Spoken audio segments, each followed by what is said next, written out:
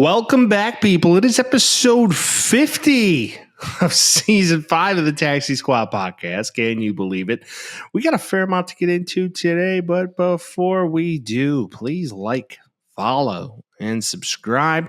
We got another road game this week. We got some strange and unusual topics about grandpas playing professional sports. We also have some NBA talk, some White Sox talk. Also, NCAA committee roasting session and our top picks for this college football bowl season. The Bears, and we're tied. It's the Taxi Squad podcast. Come on, everybody, celebrate. The Taxi Squad is here today. So lose the blues, kick back and relax for now. They talk about sports and stupid stuff. They'll probably be wrong and it might get rough. So welcome back. It's the Taxi Squad. Yeah. Give me Vince. Oh, yeah. Vince. Yeah. What's up, dude? Yeah. Just run it. Dude, what's up, dude? Oh, dude. What's up, dude? Oh, shit. What's up, dude? Dude. Hey, Mike. Dude. Hi, Vince. You're a supremo chiller today. And what my goal is, because I came in, I'm hot again, dude. I'm in hot. Oh, he's got multiple reasons to be hot. Men's never hot. Men's hot today. I'm hot. You're Men's not hot right now, today. but it's gonna happen that way. Hey, man. Happy freaking episode 50. I did realize setting this up today that at some point we got our weeks mixed up, and at some point the episode number is messed up because it should be 51, I believe. Oh, wow. Right? Yeah. Isn't that how many weeks there are in the? I would like to remind everybody that before every episode, I look for guidance as to what fucking episode it is. Yeah. And Okay. I'm like, Vince, Clap what back? episode is it? Why is that my job? Why do I always Well, have to, why doesn't Vince tell me what the day is? Why doesn't Vince just fucking make, I don't know, dude. I'm going week by week. Sometimes we do together and then the graphics different. I'm just trying my best. I'm just a young man that should. I'm the young man that could, and I'm the young man that did, and it is what it is. No, it's just like, you're just looking for reassurance from your pitcher. Like, yeah, this is the call. This is the call. It's all right. This is the call. Okay. You're sure? Can't throw a complete game every single game of the year, dude. I'm 162. Hey, I'm 161. I can't call a complete game every single year. So, I'm just gonna throw that out there. But you want to know who doesn't care? Anybody besides 51, us two. Vince. No one gives 51, babe. No one gives a shite, and we're just gonna keep it at 50 because it is what it is. Well, technically, isn't there 53 weeks in a year? I thought there was 52 or 54. I always get it. We had this conversation for I about swear to God, it's 53. 15, 20 minutes. Hey, All right. Zell, how many weeks are there in a year? SL.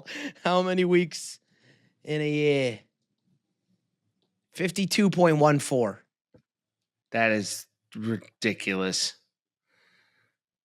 So maybe No. So maybe I'm right. So it's this week, and then next week's 51, and the week after that's 52, and then voila, it's January 1st. Boom. So Yeah. we're right. I just needed your support, and you immediately came on the defense, dude. You immediately Why came is this at me. no? Don't be coming at me, dude. I thought you were my friend. All right. In my It was a hard eyes, weekend for me. It was a hard weekend for me, dude. Oh, okay? shut up. I went you through and a your lot. crybaby teams. I went through a lot. Oh, It's okay, God. dude. It's okay, dude. You're on the road again. Can't wait to get on the road again. And I'm going. I've been in Houston, yeah. So it's probably the weather's probably pretty nice. It's all right. It's a little chilly in the morning. In the afternoons, it's pretty temp. Not bad, dude. Okay, I'll take it. I'm pretty burnt. If one thing I had to say, Burnt out or sunburned? Mike's a little white. A little white. Anything, I'm windburnt. I was in Chicago. Dude's Boys white. were in Chicago. Man's hot. Man's hot. So that's the story. Cool. I was I got some compliments on my burst fade this weekend. I think Is this like a thing for you now? Or are you going to be like I'm sticking with the burst fade elder a little bit. millennial mullet? No. Well, I am technically a younger millennial. So technically, I guess You I are am as well. Yeah. So a younger millennial Very- Molette. Maybe that's the move. Jesse Molette, as I've been calling it. So we're doing okay. We're gonna do it. But one thing about me is I can think I'm old. But one thing I can't think is that I'm even 10 years as old as the new quarterback for the Indianapolis Colts. So meaning like he's got 10 years on you or He's 14 years on you? 14 years on me, and he is back. So he's got 10. So he's got 10 on me. Yeah. Yeah. All right. Fillard Rivers, also known as Philip Rivers, has worked out. Rivers, yeah. That's his Latin name. He worked out for the Indianapolis Colts because Daniel Jones goes down with a torn ACL, I believe, because of fractured fibula. No, Achilles? it was a torn Achilles. Achilles, I get those always mixed up.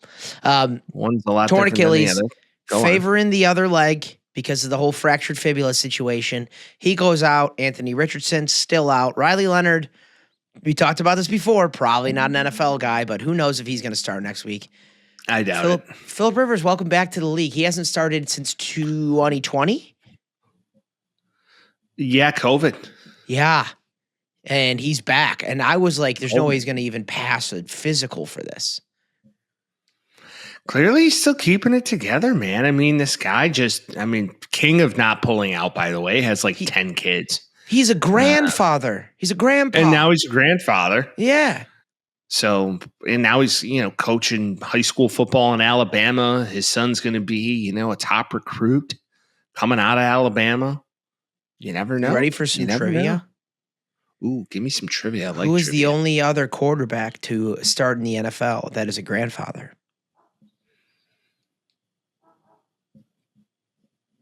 What year was it? Oh, when was his last start? Probably 2014, maybe 13. Is he a grandfather today, or was he was a grandfather when he played? And I hope he still is today. That would be a shame. Was it Doug Flutie? No, 2014. Oh, I think Flutie was out by then. Yeah, Flutie was out by then. The dropkick flute. Oh, yep. dude. This guy is prominent to this day. He's not necessarily known as a great guy, but he is known as a great quarterback. Great quarterback. Mm-hmm. Much better quarterback than Guy, for sure. Brett Favre? Yeah, dude. Let's go. Brett Favre was a grandpa? So I've been told, started a football game? So I've been told according to Twitter. Again, I am not smart. I am mildly well-researched. Okay. Okay, well then yell at why? Because the Twitterverse sent it. It's real. No, it was a verified ESPN account. I think it's valid, but you know what? I'm not going to do is check it. So there we are. And this brings me back to one of my favorite graphics of all time between Joe Burrow and Philip Rivers. QB comparison. Burrow was 23. Philip Rivers was 38 at the time. So this was 6 years ago, whatever, maybe. Pass yards. Joe Burrow 1,500. Philip Rivers, 60,000 pass touchdowns. Joe Burrow, 6 pass touchdowns. Philip Rivers, 403 rushing touchdowns. Joe Burrow, 2. Philip Rivers, 3. Children, Joe Burrow, 0. Philip Rivers, 9. I don't know why they even put that on the graphic, dude. Because they got to definitely show that Philip Rivers is, like I said, he's a king of not, pulling out. Daddy. He's not a fan. So that becomes expensive, and he needs to come back to the league and get some more reps in. So, God damn it, he's doing it. Well, to clarify, they signed him to a practice squad deal. He's on the team. One might say a taxi squad. Oh, boom! Oh, there's no way. The name of the show. And they say the name of the show in the show. Yeah, that's meta, dude. There's no way though he comes in and he works out and they're like, you're gonna be on our practice squad. He's like, you got to get me on the team or I'm not coming back and doing this. There's no way. Oh, okay. Hypothetically, what value is he bringing you other than handing the ball off? Flacco. Flacco's 40. That's the thing. I think Flacco is the one that's making all these teams like, oh, well, Flacco did it. Their hope was Brady Flacco's and then Flacco. I think it's just come in here and manage the game and be a veteran. I think that's got to be it. Or tell Riley Leonard that he doesn't have to run the ball every time, even though I think he should because I love that. Yeah, but that's not sustainable in the NFL. He's not going to be on the Fields has practice shown you. squad. He's going to be on the sideline. Why else? Are we going to bet lunch on this? Are we betting lunch on this? Sure. Why would he All be right. why at 44 would he want to be on the practice squad? Because he's a fan of the Taxi Squad podcast. I doubt it. We'd be more popular, I'm pretty sure. I have another fun fact. A lot of people would say that, yeah. I learned this. So a couple of years ago when the Eagles played the 49ers in the NFC Championship, Bird Dog goes out. They don't have any backups. They have no quarterback. Do you remember this? The Eagles were playing the 49ers, and the 49ers had no quarterback, and it was just hell for the rest of the game for the 49ers. If they were to win that game, Kyle Shanahan has said that he was going to call Phillip Rivers and have him start the Super Bowl for him. That was his plan. That was his plan.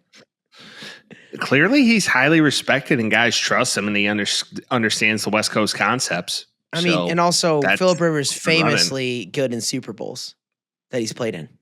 Never played in one. He's never lost a game in the Super Bowl. But he's never played one. He might be better than Brady. He's never lost a Super Bowl. He's better than Vince, Burrow. he's never played in the Super Bowl. I know. That's stupid. You can't lose it if you don't play it. Vince, that's not how that works. You Hold on, can't say that he I never think my faucet is on. Give me 1 second. What? Why? You afraid your pipe's going to freeze? Anyway, guys, there's one thing I understand is the background of Batman. Of Lord of the Rings. Yeah. All right, we're back, dude. I was starting to talk about Batman. Yeah, we're not talking about lore Arkham of Knights, Batman. dude. We're not talking about Knights, dude. No, just talking about the real detective that he is and the work that he does outside. Better to be a Batman than a fat man. Well, listen, you have to understand he is an orphan, right? Granted, a very rich orphan, but I mean, one could say like Phillip Rivers is kind of like the exact opposite of Batman. In this stage. Like, did his mother die? Your No, his mother. mother. No, he's got 9 kids. You know, Batman has no kids. He's most notably a bachelor. True. You know, as he got older, he was trying to show, you know, young ones the way, like Robin or Dick Grayson, some might call him. Okay. And, you know, maybe Riley Leonard is his Dick Grayson. You know, the Robin to his Batman, if you will. See? Okay. See, do you like how I tied that in? Bring it together. I like it. I mean, come on. Do I like it? No, I love it. I fucking love it, bud. Okay, so he starts how many games before the end of the year? We got 15, 16, 17, 18, 4 more weeks. I'd say he starts 3 of them. I don't think he starts this week. Really? I think he starts then 3 weeks after that. I mean, it's him or Riley Leonard. And if they brought him in, there was either an insurance plan as a backup or a starter. If I'm Phillip Rivers, I'm like, if you're bringing me in, I'm playing. That's just how it feels.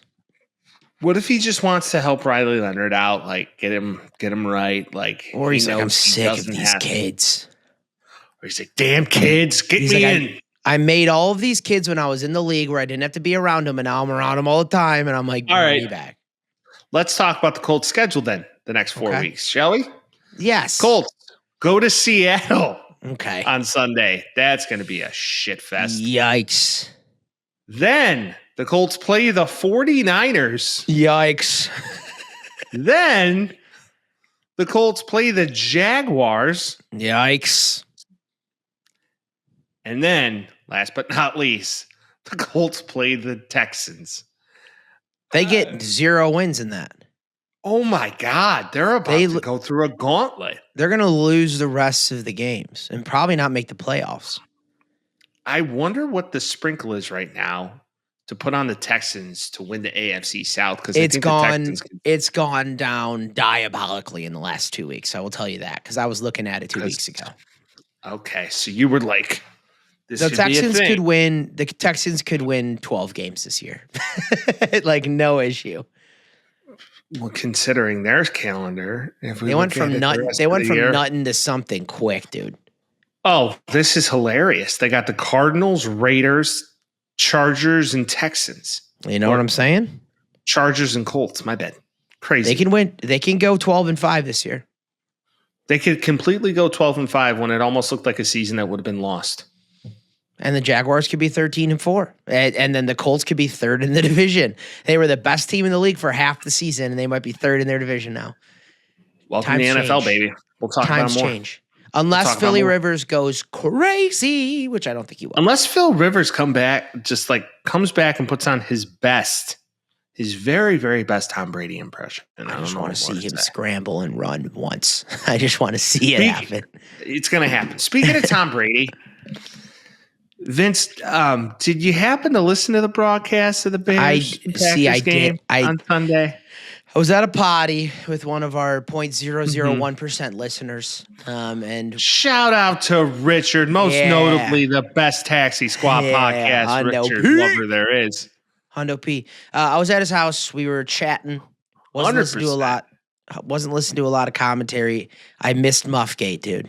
I missed Muffgate. All right. So they scrubbed this from the internet, but you can find it if you try hard enough to. You can't. The broadcast. You have to watch the whole broadcast to find it. I swear to God. You must. But Brady said the word muff. I don't know. I think I counted 8 or 9 times. Is this a Jerry Jones thing where he doesn't know what the word glory hole is, or he doesn't know what the word muff is? Because he was just talking about vagine for far too much to be unaware of what it meant. Well, and the way he kept prefacing it was almost like he knew what he was saying, but the muff was like the hand warmer. It was calling his pocket the muff, yeah. Yeah, it was calling his pocket. Oh, I would put hand warmers in my muff and close off the other edge of the muff. So then my throwing hand was warm in the muff. You're like, if it's a heated muff, that might breed a yeast infection. That was my first thought. But gross. He bake a cake. It was like the internet had fun with it for sure. He was muffed up, dude. It was a little muffed up, Vince. Yeah, if strange and unusual topics occur in a week-to-week basis, that's definitely one of them. So Tommy's muffed up. Tom, and we'll get into our Bears. But if you want to talk about muff, Mike, air it out. 312-725-2107. Okay. So Vince, the White Sox we're back. No. I don't know what more to say. Okay. We're probably going to fuck it up, but we're back. Calm down. The Chicago White Sox were awarded the number 1 overall draft pick in the 2026 MLB draft, meaning that at some point in the next 3 years and some change, they're going to have the number 1 overall pick play for the Major League franchise. This is and I saw this yesterday with the percentage that it was very high that the White Sox were going to win it, and I looked up the draft, and it said it's a deep draft, but it was weaker at the top. And I was like, clearly the White Sox would get the number 1 overall pick in a draft that was weaker at the top. But God damn it, did I start digging into some of these guys. It looks like the White Sox are going to draft yet again another shortstop prospect, which shortstops and center fielders are the best athletes on the field, right? That's what they say? Usually. So that would leave us with none other than UCLA's greatest Roach, Cholowski,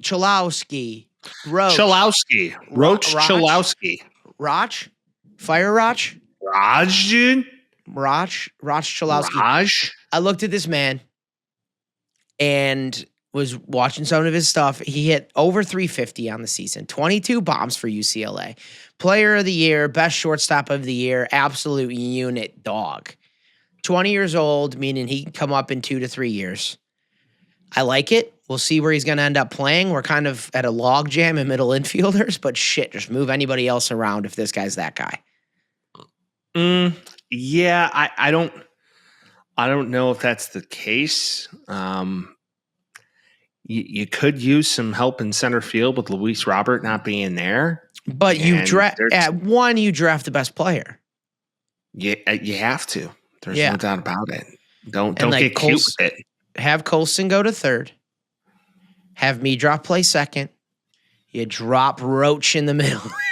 shortstop. Or you put Roch at, the hot corner. Maybe he proves it. But I mean, he could also prove that he might be an outfielder because he's got the frame. He's 6'2 plus. He's a big kid. So he could play the outfield. He got hitter of the year and defensive player of the year at short. So I wouldn't even want to move him from that position, to be honest. But Vince, have you read his profile? Nope.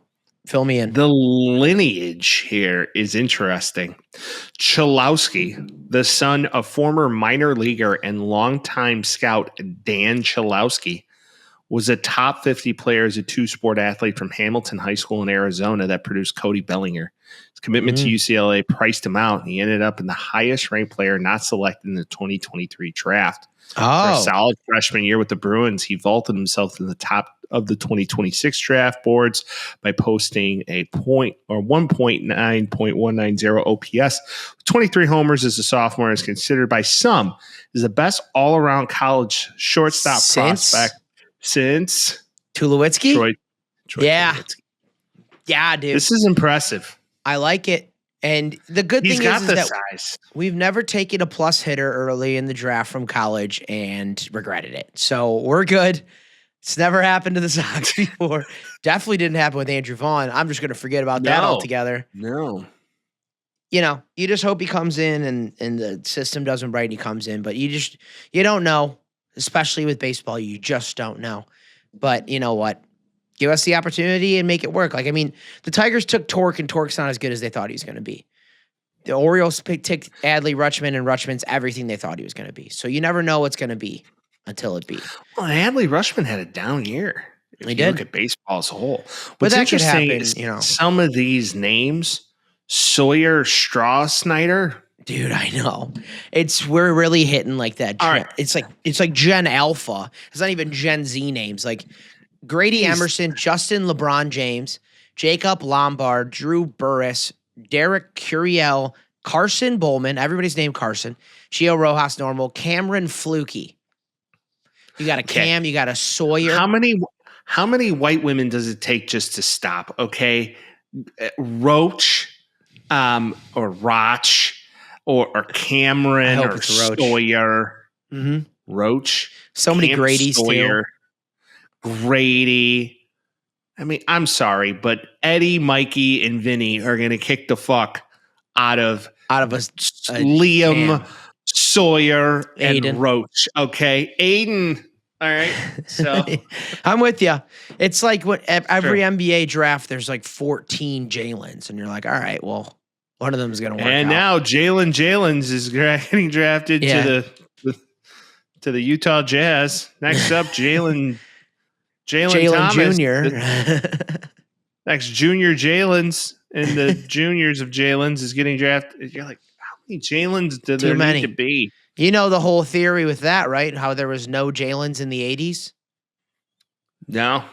There was such a low percentage of Jalen's. You get the Fab Five from Michigan. Jalen Rose is playing in it, and there is a considerable bump of people named Jalen from there. And since then, because people heard his name and they're like, I like Jalen. I'm going to do it. And when I see Sawyer, I think of the critically acclaimed TV show Lost because of Sawyer. So that's cool, dude. So Vince, the Dodgers keep getting so much better. Yeah. This is getting borderline fucking ridiculous. Yep. So in case... Go ahead. I want you to do it. I believe in you. If you're living under a rock and you didn't see this baseball news today, the Dodgers just signed Edwin Diaz. And it's never going to end. They're just going to be good forever. It's so they just bet them to win the World Series next year already. What was the one qualm with the Dodgers last year, Mike? I don't know. There was one and there was only one. Maybe their bullpen isn't deep enough, but it's okay because they have 15 starting pitches. Well, let's just go ahead and bring in the Timmy Trumpets himself, Edwin Diaz, in here for a 3-year, $69 million deal, to which the Mets tried to match, and they said it just wasn't going to happen. They were just like, it wasn't going to happen. He decided what he was going to do, and he went and did it. So the rich get richer. That's all we're looking at. And you know what? Can you imagine the mariachi bands that are going to be so jacked to play his music? What, in LA? There's a very small Latino population in LA, dude. No, I didn't realize that. Yeah. I didn't realize that. Yeah, ICE really tore it up. It's crazy. It's gonna be just hell again, dude. Every up and down their lineup, into their bullpen, into their starting. It's all just them. They're just gonna keep on going. Kyle Schwarber stays home. Kyle Schwarber Kind of thought that was inks going to happen. I'm happy that he does too. He inks a $150 million for 5 years with the Philadelphia Phils. And the Cubs are in the Bregman race right now. Oh, what, they realized that we fucked up last year and we got to prove to our fan base that we're going to actually try and do something? I just can't believe Bregman opted out of that contract. I just think he wanted out of Boston. He's like, this was fun. You guys have a good life. Thank you. Now, if the Yankees were smart, they'd be like, go all in to get him. Yeah. But that's the thing. If he goes to the Yankees, he might suck. I feel like the Yankees kind of short porch. He'd be great. I know, but that's the thing. Like, I feel like they obviously went to the World Series, but last year feels like they were just putting the Maloik on everybody. And well, okay. Goldie gone because he's probably going to retire unless he comes back. Yeah. But man, Bregman in that infield, he would really solidify that. I know, but Judge is getting older. Jiz Chasm was really good in the beginning of the year and bad at the end. I guess Cole's back. Rodon's going to be healthy. They'll be a good team. It's just, you want to know who's also good? The Blue Jays. And they signed Dylan Cease to quite a deal. Yeah, I don't know how I feel about that because talk about a last half slump. Cease was not good the last half after the All-Star break. So I don't know. I feel like that has something to do with San Diego, to be honest. Why? It's awesome. All right, I know, but tell me what? Like 3 good pitchers coming out of San Diego? Tell me why. Was Yu Darvish good in San Diego? Ain't nothing but a heartache. Not really. Joe Musgrove, okay in San Diego. That's about it. No, Bath. Yeah, well. Now number 5. I look at this as something where Cease was just like, I need to go to a competitor because that rotation's stacked. He's going to be like the 5th starter in a absolute stacked rotation, and he'd be able to go, once again, every 5th day, do his thing, have offensive support. But who's to say that they come back and they're this hot? I mean, they caught lightning in a bottle in the last half. I think they're hearing it, and I think they know it, and they're like, well, let's bolster the rotation. That's what you should do. If you get close and you don't win, keep adding pieces till you do. You got to do it. And they signed him. They signed right, and they have the money to do it, and they went to the World Series, and they believe they can come back. Lest we not forget, they were just about an inning away from beating the Dodgers. Well, Seattle could be an option for Bregman as well. Yeah, Seattle was literally 3 innings away from closing the door, and they couldn't. So I'm in on the Alex Bregman might not be that good anymore train. He was still very good. He was pretty good. He was pretty good for the Red Sox last year. I wouldn't give him the really good. Let's check baseball reference. Bregman. I know he was good in the beginning of the year. I don't know if he ended up going well at the end of the year. He ended up hitting 273, 62 RBs, 360 OBP, 462 slugging, 821 OPS. Pretty good year. Not bad, dude. But if he wants that top money, and what he's 30, somebody will pay him 32. What are they going to give him? 6 years? Okay, you bring in a guy who's on average, 270 plus hitter. If you average out his past, let's just look at his past 4 years. This is one of his better. More power. Because you look at 2024, 260, 2023, 262, 2022, 259. 2021, 270. So, it's like he obviously had a down year in 2020 because they barely played games, but he used to be more of an average guy. He was He still is. He hit 273. It's gone 18 down. bombs. I know. I'm just saying it's gone down a little bit. And you got to be worried about a guy in that position when he ends up being 34, 35, 2 or 3 years down the road. Well, he's probably not going to get more than a 3-year deal.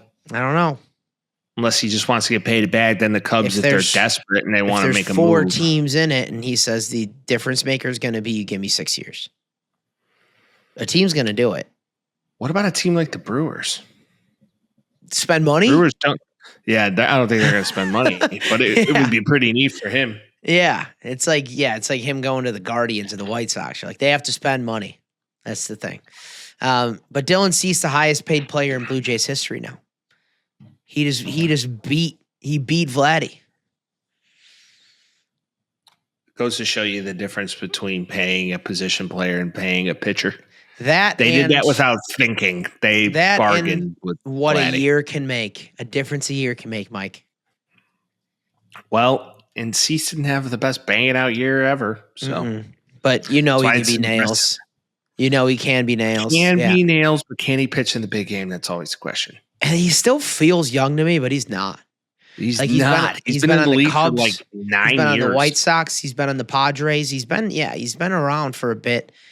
It's like Rodon too. You see Rodon pitch, and you're like, oh yeah, he's like still good if he can stay healthy. And that's the thing too. I keep forgetting about Garrett Cole. He'll be back for the Yankees as well. So Dodgers are going to repeat. It's just like, why even talk about it? Why? Yep. And then lock out for all of 2027. Have fun, kids. Have fun. And there's baseball. Round ball rock. Basketball. Give me the ball because I'm gonna dunk it. Yeah. All right, can we just hear the part of your brother playing the piano? Huh? Oh, that video? Tommy's more handsome than him. Yeah. So basketball's going on. Couple things around the league. Austin Reeves continually on the heater. The Miami Heat weren't clued in on the Terry Rozier investigation when they signed him, so they're kind of pissed about that. Trade talks are prevalent. One of which Anthony Davis, Sir Anthony Davis. He's gone to Dallas. He's bulked up in all the ways that he shouldn't. Clearly something's going on in Dallas where they're just feeding him brisket and sauce all the time, and they're just thicking it up down there. Is he getting a little chubby? He's getting a little big. Yeah, and like Luka leaves. Like a good little thick? Is he looking like Jokic thick? He looks like he's probably a little slower. He's looking like he's probably a little older, and he's looking like his body. So why would anybody want him? Because he's still a good defender. And okay, the whole that's a terrible reason to want anybody. Not really. When you need, all right, give me a team that could really use a physical presence on the inside, that could get some points up, 10 to 15 points, and couple blocks, couple steals, and stop a big man from scoring. What's a team that can really use that right now, Mike? Bulls. Yeah, I know. And where is he from, Mike? Oh my God. Where is he from, Mike? Don't do this. Where's he from? Where is he from? He's from Chicago. Dude, I know, and I don't want it to happen, but my Lord, if it doesn't stink. There's smoke. There is smoke. What's the trade proposition? That's the thing. So he's a higher contract on a team that wants to get rid of him. He's older, so it's not going to be anything crazy. It's probably going to be a pick, and it's probably going to be a player. And if it's a player, that's kind of fucking crazy. Well, no, because picks in the NBA, if you're above 14 or you're above a lottery, you're like, all right, it could be anything, you know? If you're in that spot there, I mean, if it's number 1 overall pick, it changes everything. But if it's 15, you're like, you either get Giannis or you get somebody that's whatever, you know? Well, okay, I understand betting the bank on Giannis, and even that's a stretch at this stage of the game. You're growing a young core. I was saying Giannis was drafted 15th overall. I'm saying he's going to get asked for way more for that, but that's the best case scenario with 15. But other than that, like, I can't tell you 15th overall, it's really that good. You're not in a position to compete. Just grow the core and compete with what you got. Oh, but it's the Bulls. And that's the thing. They're not gonna leverage the core that they have. Like, really, the one that may move is Kobe White, which would be sad. Why? He's But a great six man. He's a starter, bud. No, why would you six get man. rid of him? He came in and they haven't played as well since he came in. That's the argument. He goes ebbs and flows. In my opinion, if I'm the Bulls, keep growing this core and Kobe White, at the trade deadline, if it's just not making sense, get rid of him. Well, that's kind of the thought. Not for Anthony Davis, dude. He can't stay on the court. I know. He's always hurt. But the man is always hurt. They can't get rid of Vooch for the life of him. And Vooch, if you put him at a power forward position and threw AD in at center, you might be able to make some shit happen because Vooch is not a presence in the middle. You got Matas on the wing, big, long, lengthy guy.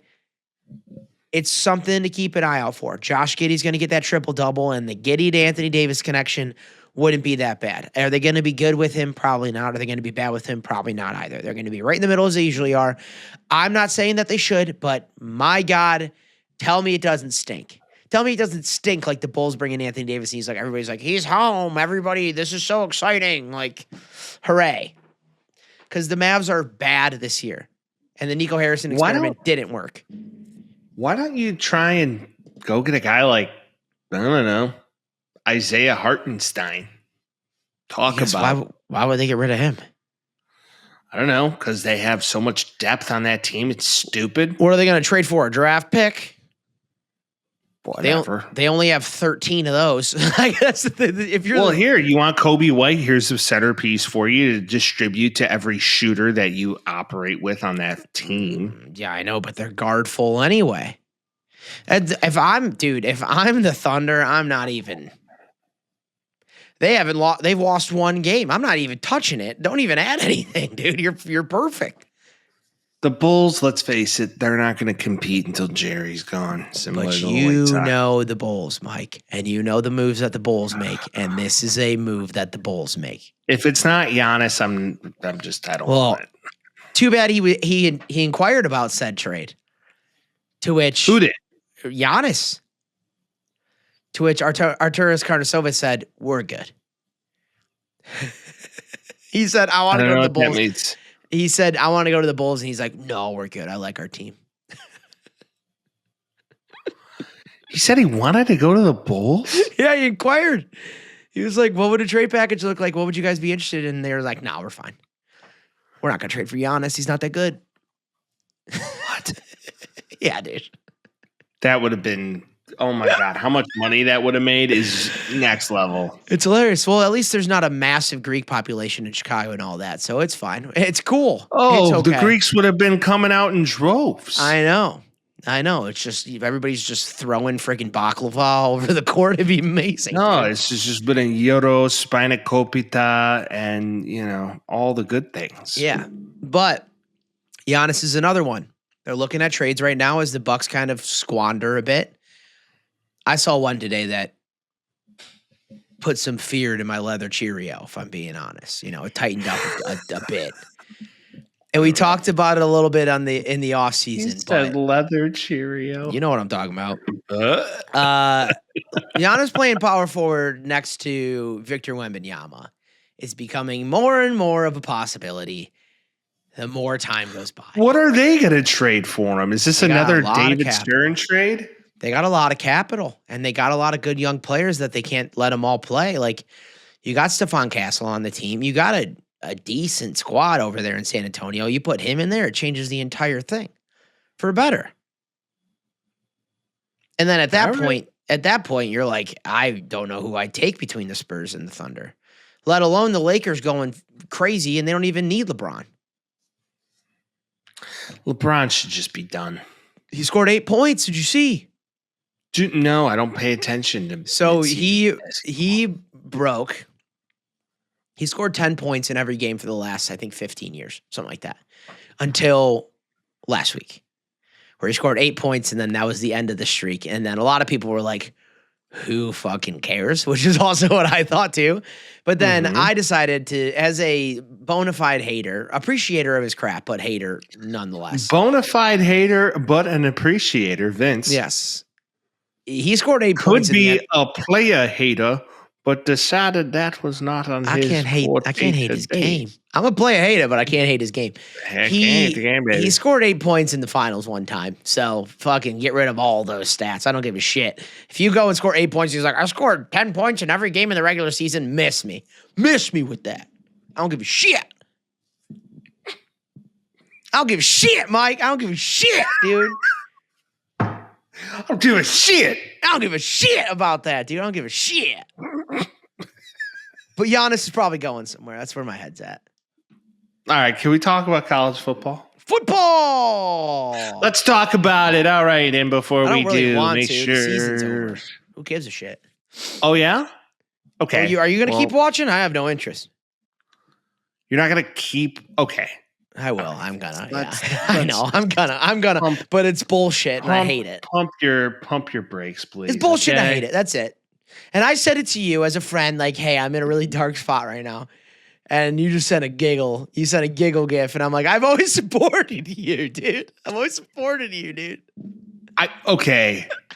It's a little funny that the team without a conference. I also talk so much shit all the time. I deserve it, but like, the team without a conference. I said, Vince, is there a possible way that this team makes it in or doesn't make it in based off the fact that they've played nobody, which I state constantly, and they lost to the two people that they probably should have won, granted, early in the season. I get it. And they're not in a major conference, have association and ties to the ACC. Here's the argument, Michael. Time out. I'm not done. Okay. I have a lot, so yeah, go ahead. Habitually schedule the shittiest schedule year after year after year. You want to know who had a stronger schedule than Miami, Mike? Bama? Notre Dame. Notre Dame had a stronger schedule than Miami this year. Not necessarily. Yes, it is. Look at the rankings. Look at the schedule rankings. Okay. Just saying. Okay. Well, if they're anything like the committee, you take them with a grain of salt. Not like saying I completely agree with this because you can't. You cannot. It's not good, and I don't like it. But I just don't understand this thought process of how you look at teams like James Madison and look at teams like, I don't know, Tulane and say, yep, this is it. When teams like BYU, granted, got the brakes beat off of them in a closer game than what it looks like on paper, it got away from them in the second half. But two teams that you'd want to see more than Tulane and BYU or Tulane and James Madison. It's just, it doesn't make a ton of sense. And I guess this is definitely a way of the committee and NCAA. How do I put this? Making an example out of them? Yeah. This is the join the conference argument is Notre Dame's got to join the conference. They're not joining the Big Ten or the SEC. They're not even joining the ACC. If I'm then join the fucking Big 12 or the Sun Belt. Fuck it. And just run through them and win every conference championship and then be like, now you got to let us in. That's what happened. It was Duke ended up going to the ACC championship because they lost all of their non-conference games. They end up winning it out of nowhere, and then chaos ensued. That you have to let in James Madison, you have to let in Tulane, knowing damn well, and they know too, that they're going to go into this first round matchup, and it's going to be 32-12. It's going to be 40-17. And you're like, why did we even watch that game? The same way it happened to SMU last year. And my argument too is that Notre Dame shouldn't have made it over Miami because I do think that matchup means something. Do I think they were better for the rest of the year? They were. Those are bad losses for Miami too. Why did Alabama make it?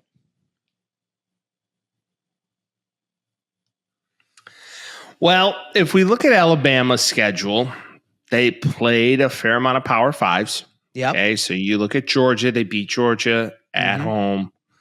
They, were lost to a pretty tough Oklahoma team, but then again, Oklahoma, Oklahoma's in the playoff.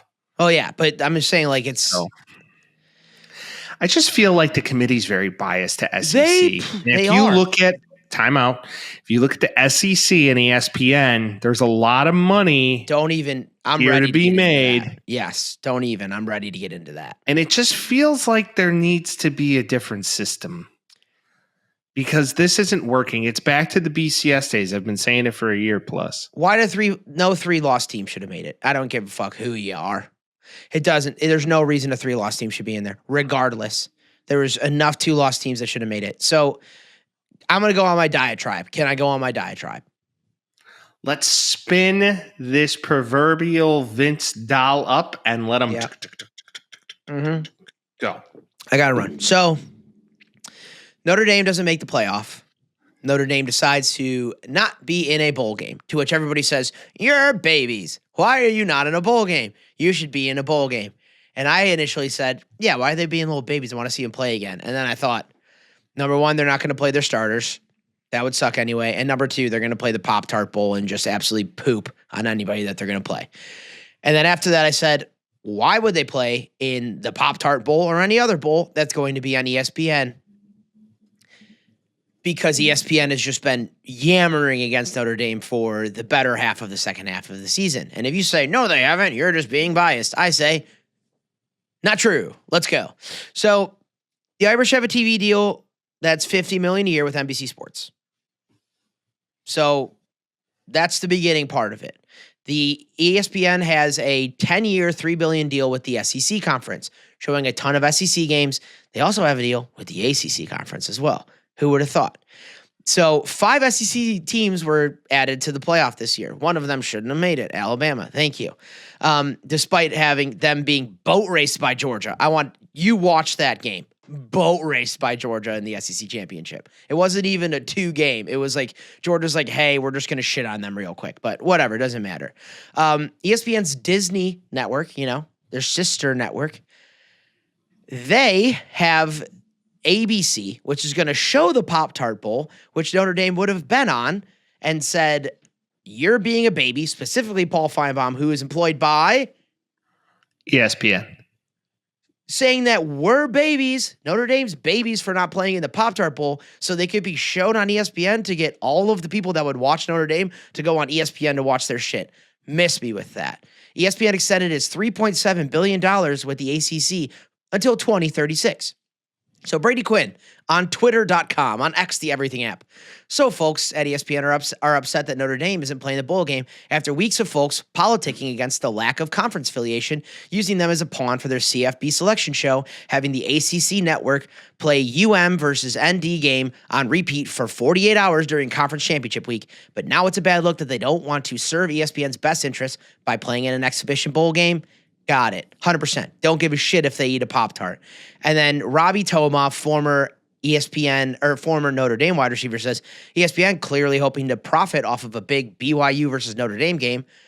The first 2-out matchup that they were focusing on, because that was the main thing that people were watching, hard pass. If you think Notre Dame owes ESPN a damn thing after they spent the entire weekend campaigning against them, you're out of your mind and probably not very business savvy. And as far as a business decision is concerned, I cannot figure out a reason why they would play a bowl game. It doesn't make any sense to be like, we really care about ESPN. Who gives a single shit?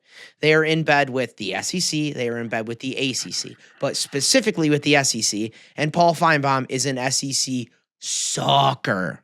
He's been a chud for them the whole time. He'll sit on a chair and watch Alabama and Georgia just ravage each other, and he'll just sit back there and crank his little pee-pee the whole time watching it happen.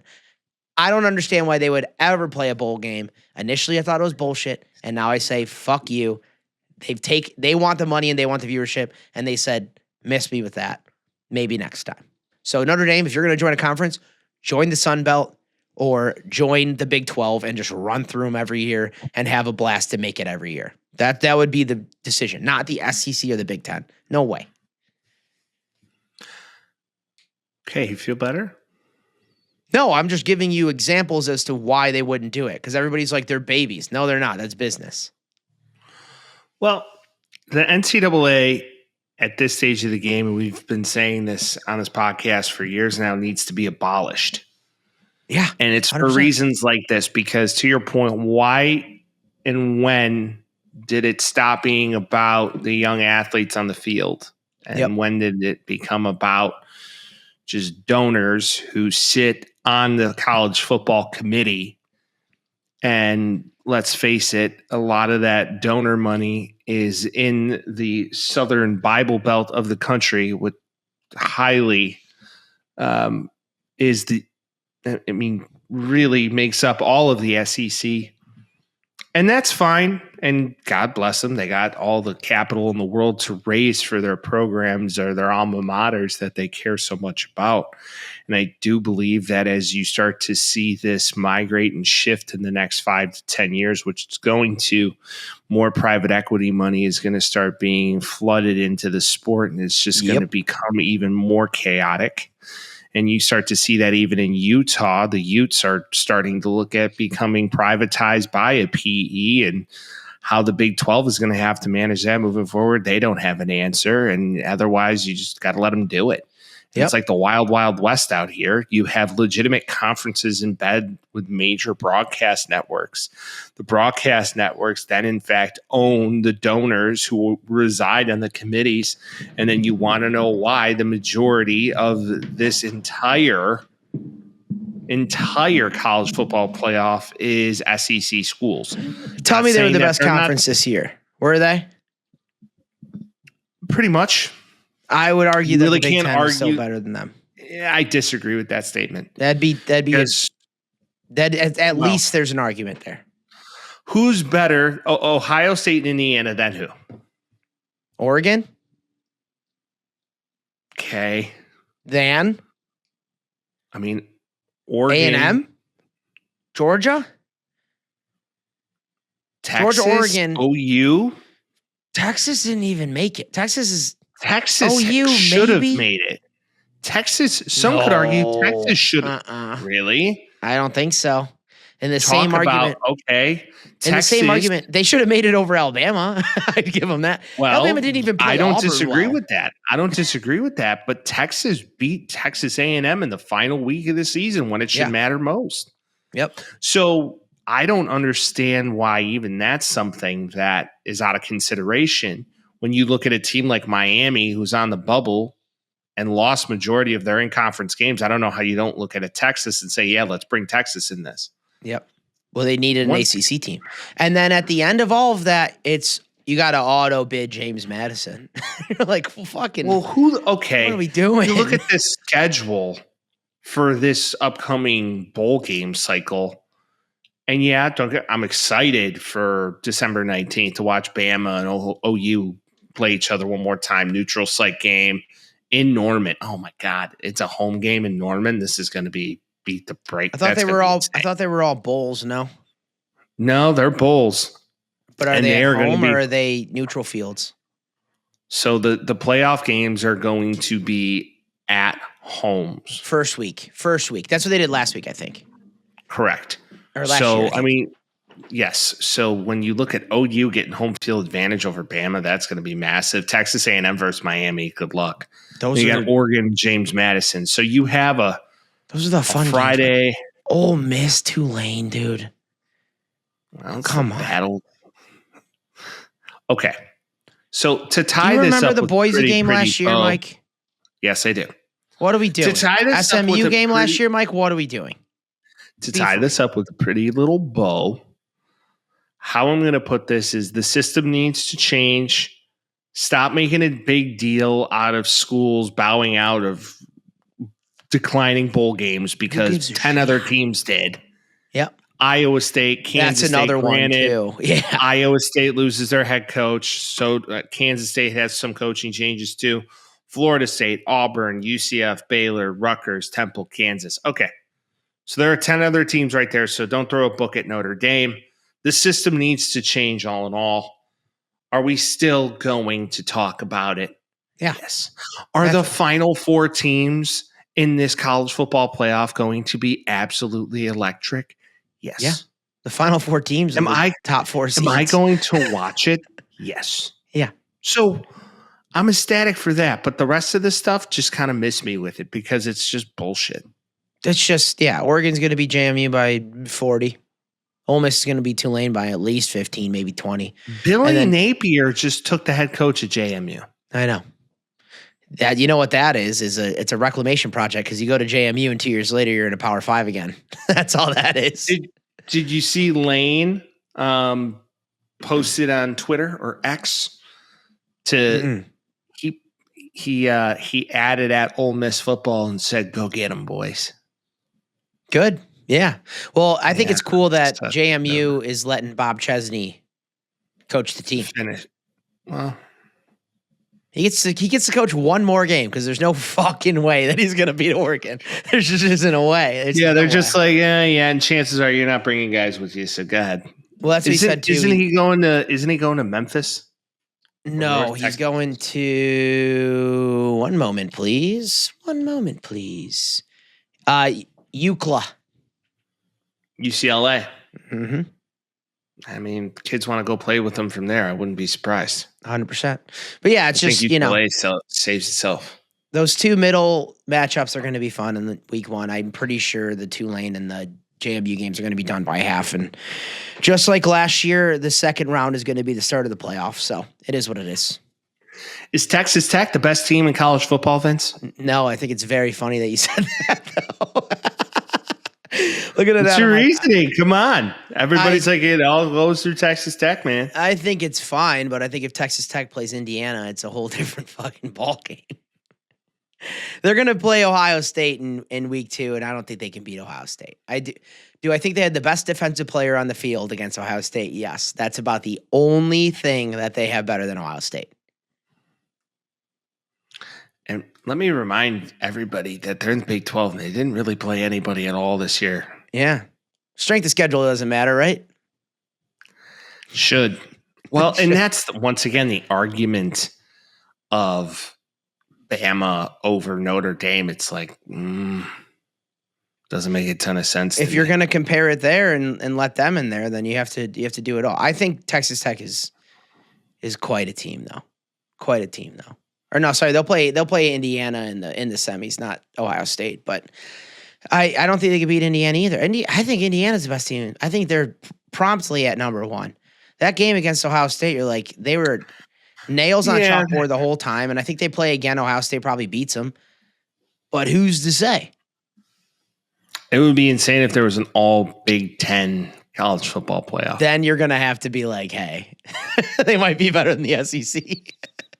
I mean, how it shakes up right now is okay. Whoever the winner of what is it? I have to JMU or Oregon plays Texas Tech. Alabama or Oklahoma plays Indiana. Tulane, Ole Miss plays Georgia, and Miami and Texas Tech plays, or Texas A&M plays Ohio State. Ooh, it's gonna be fun.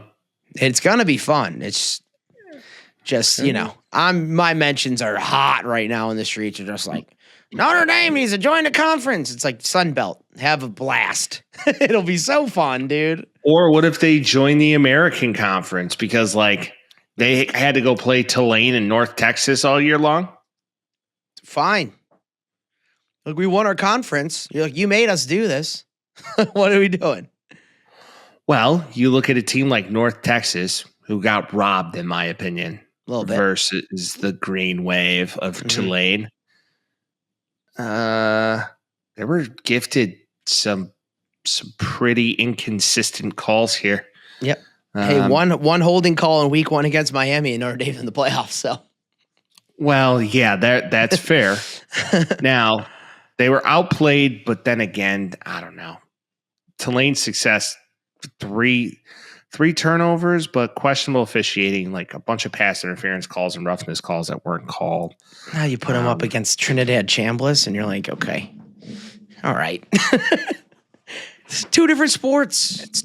Yeah, once again, Tulane's it. But I don't know if Ole Miss is. I mean, Ole Miss is most likely going to win. Yeah. But then what, right? They'll get shellacked by Georgia, and, they move on. And that's was Lane going to win one of those games? And Lane plays Kirby in Georgia, which they played once already, and he lost. Yep. I think he just kind of was like, oh, let me look at this road to the championship. I'm going to just leave now. I mean, he wanted to. I think he wanted to go and get his get back against Georgia. They played him tough for a bit. Well, in my eyes, I think Nick Saban put it best when you have an opportunity to go make something your own and already has a long-standing history and path, you do it. But I'm excited to see what this college football playoff has to give. But, I mean, Vince, I hate to say it, as much as I know they're cheesy and I know they're corny, and I know they're a little lame, okay,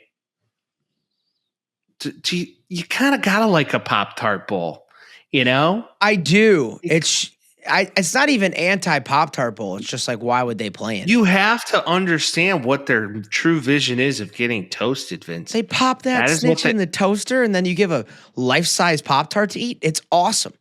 I love it all. It's just more like, you can't be like, you have to play in it. Fucking why, dude? For what reason? Well, understood. But the Pop-Tart Bowl has a little lore. Okay. Sure. Or like the Mayo Bowl. Pour mayo on the coach. Marcus Freeman's like, miss me with the mayo, dude. His skin's too nice. He's going to have breakouts. He doesn't need that grease on his skin. Yeah. Come on. Now. You know that. But truly, I mean, Vince, you look at this calendar and let's take, the bowls out of it. So let's take Tulane and Miami, Texas A&M, which is just going to be shellacking after shellacking. Yeah. And then you have, Bama OU, which is going to probably be the game of the weekend. Yeah. Okay, this is fucked up. James Madison in Oregon got prime time. That just is so wrong. I think it's because it's in Oregon, I'd assume. Okay. So if I look at this bowl game schedule, it goes, to the 22nd all the way to the 30th, Vince. I mean, is there one or two games here you're like, I kind of want to watch it? A lot of these good teams are not going to play their players, and a lot of players aren't going to play. This is what, like, last year I was all jacked up because I'm like, this will be awesome. We're going to get all these awesome teams. And then like half of the starters are like, hey, we're going to the NFL. I don't want to I'm not going to play. But that can make it more fun also. I'm not going to play, like, Dylan Raiola doesn't want to play the Las Vegas Bowl against Utah. I know for the chaos, sure. Like, I'll have him on, but I don't think I'm going to be really locked in. What I am excited about is the teams that Vanderbilt, for example. That'll be fun. Vanderbilt, Iowa is going to be fun. I'm excited to watch the Relia Quest Bowl. Like, that'll be fun because this is all the Taxi Squad podcast will have a bowl one day. One of these days. Yeah, that'll be fun because Vanderbilt has some real qualms, especially in the SEC, to be like, why did Alabama make it when Vanderbilt should have made it? Like, there's that argument said too. That they deserve to make it. They beat Bama. Yeah. And like, does Michigan want to come and put the shellacking on Texas? That could be fun too. But a lot of these, like, I don't know. Like, I'm not super jacked about Louisville. Oh, come on, Vince. You got to have one that you're like, I'm going to watch it. And by the way, that's it. I'm going to be locked in on Vanderbilt, Iowa. I'm going to be locked in on that one. That's the one I want to watch. Okay. Texas, Michigan plays. That'll actually be a good game. The Cheez-It Citrus Bowl. Okay. Pick one. Tropicana citrus? No, I'm saying, why is it Cheez-It Citrus? You ever eat Cheez-Its with orange juice?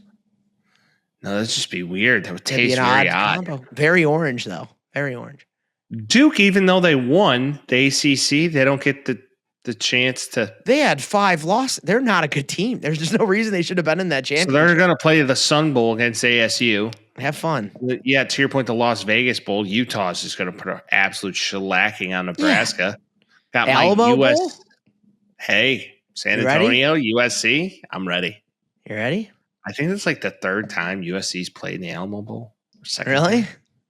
That's the thing, too. USC was making a charge a bit for the playoffs. One of these days, maybe next year, there'll be Notre Dame and USC in the playoffs, and you and I could just go after it. That'll be fun. Well, if you pay attention right now to end of year recruiting, USC has some dogs coming in. So, but that's always the story. I was going to say, that doesn't always matter. It's always the story. It's A&M, it's Notre Dame, it's USC. Always have the best recruits, and then you're like, what happened? Okay, the Music City Bowl could be a good time. Music City Bowl. Tennessee, Illinois. Yeah. Tennessee, Illinois. But that's the thing, like, is who's the quarterback for Illinois? I forgot his name. I can't think of it at all. I have Drew Aller in my head, and it's not. Yeah, he's probably not going to play. That's the thing. Is Penn State playing in a bowl? Yeah, they are. Penn State's going to play in a bowl. Yeah, Coach Drew Aller, dude. Coach Drew Aller is going to dial it up. They're going to let. The fun thing about a lot of this is that I started looking at college football playoff brackets that people were putting at the beginning of the year, and it was awesome. It was just so many teams that weren't even close to making it, and it's like no one ever knows. I'd like to know what we have. We should start doing that prediction at the beginning of the year. Pick our college football playoff and see how wrong we are. No one picked Indiana. Well, Indiana, everybody thought was flash in the pan, but Cignetti's got that team dialed. Facts. And there's a real shot they could potentially win it. Who had a worse weekend? Actually, not who had a worse weekend. I'll tell you who had a bad weekend. Was Purdue University. Why? Okay, I've heard of this, but why did Purdue have such a terrible weekend? Well, obviously, Indiana being the place to be for football. I understand that. That's number one. And then they go out on Saturday night and they play Iowa State in basketball, and they lost 81-58. And Purdue's supposed to be Wait, isn't Purdue supposed to be very good at basketball? Yes, and Iowa State's very good as well. You got to at least compete. Man. Like, was it just one of those games where they just got a hurting put on them? Yeah, it was a 4-point game at the end of the first. Then Iowa State proceeded to put 46 on their 27 in the second half, and it was just over. It was bad, dude. Everybody seemingly on Iowa State, they had 4 guys in double digits. On Purdue's questionable 3 guys, just over 10 points. It just wasn't a showing for them. Indiana was owned by the University of. Or Indiana University rather than Purdue, and couple deep breaths and a couple moments of silence. Purdue hasn't been a football school in 20 years. I know. It's like Indiana being a basketball school. Like it's important in Indiana. You're like, you're not anymore. You're just not. Well, Indiana, I mean, the Hoosiers have always been. I mean, think of Bob Knight and all the rest of it. I mean, yeah. Come on. When's the last time he coached? Oh, long time. They made a whole movie about him. Mm-hmm. A whole movie. Now it's a class. It's been so long that they made a movie about him, and it's a classic movie now. That's how long ago. Kind of like Rudy. I love that Joe Montana interview where he's like, "Yeah, when I see him, he knows that like the whole story is a little fugazi." He bamboozled everybody in believing that he was an ass. Amazing. And like the funniest guys on the team lifted him up as a joke, and then he's like, "I'm a star." Like, okay. All right, Rudiger. When you were a kid, man, Rudy Rudiger. Hey, we watched it in a drunken stupor. We sat there. You passed out, and I watched it through, dude. It's like Vince Vaughn, you handsome son of a bitch. Young Vince Vaughn and John Favreau. Hot guys. He makes all Vinces jealous, dude. Does he? Okay. I'll tell you. All right, fair enough. So Who's we'll the get hottest into our Mike? predictions. Ooh. That's tough. A lot of guys named Mike. Who's the hottest Mike? I mean, I don't. You can never like. I mean, Jordan. A lot of men. No, B Jordan. Excuse me. It could be. Yeah, B Jordan could. Yeah, B Jordan could be up there. Keaton, he's just tiny. That's true. He's a small guy. Could it be Michael Caine? Michael Caine. Hey, maybe he was a looker back in the day. Who knows? Michael Caine. I don't know. Yeah, I'd put B Jordan. It's probably B Jordan. Yeah, there you go. You like it spicy, babe. Okay, we'll get into our picks next week because we got a little time. We got some time. Got a little time action, in between this whole thing, right? We got a week. So I'm excited for it, though. It's going to be good times. It's going to be fun. I don't even care. I mean, come on, Vince. You got to be excited. We'll predict this next Wednesday night. We're going to be excited. There's going to be football going on. It's end of year fun. It's end of year madness. Yeah. Okay. The thing that does drive me nuts is like they haven't lost. Kennesaw State is going to play WMU, okay? I know. I'm with you. I'm just You know, they haven't lost in a long time, and I'm like, the there's a Lending chance. Tree Bowl, dude.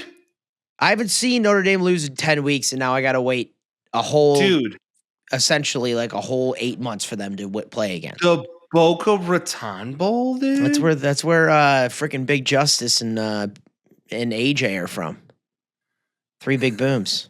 Boom, boom, boom. They bring the boom from Boca Raton. Okay. I know we're, anticipating the Pop-Tart Bowl and the Cheez-It Citrus Bowl and the Bank of America Bowl. But before that, we're going to name a Heisman Trophy winner. And that Friday, was right? released. Yeah, it's 13th. 13th. So the list was announced. So the finalists were announced on December 8th, which was on Monday. Montag. Okay. So finalists are Jeremiah Love. Dog. Fernando Mendoza. Dog. Very corny dog, but a dog. Yep. Vanderbilt's Diego Pavia. And then Julian Sand. Mm-hmm. So we got the winner on Saturday. Who's your betting favorite? So I have a feeling it's going to be Fernando, but I will make a point for my boy. Jeremiah Love is not as good as Ashton Genty was last year, for sure. You could say that. But again, you're not comparing last year's guys. You're comparing this year's guys. And I would like to take you down a history rabbit hole. Ooh, rabbit hole. Go. History rabbit hole. Do you know who won in 2015, Mike? Derrick Henry? Correct. So the picking is going to be in 2025 this year. That's the year that we are on, the year of our Lord 2025. So 10 years. 10 years ago. 2015. So year ended in 5, Derrick Henry won. You know who won in 05, Mike?